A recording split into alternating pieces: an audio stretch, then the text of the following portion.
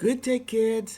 Ang pag-uusapan natin ngayon ay ang division or repeated subtraction. Let me cite an example. 6 divided by 3 is equal to what number?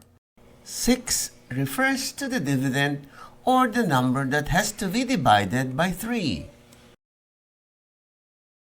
Number 3 is called divisor. Ito yung mga hati sa 6.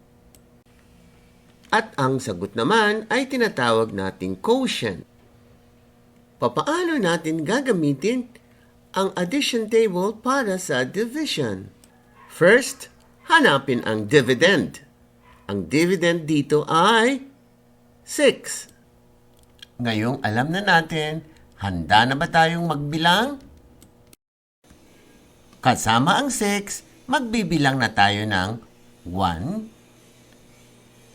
2, 3.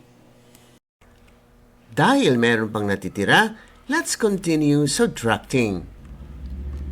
1, 2, 3. So, alam mo na ang quotient? Ito yung ilang beses tayong nag-subtract ng 3. Therefore, 6 divided by 3 is equal to 2. Walang kulelat sa math! Walang kulelat sa math!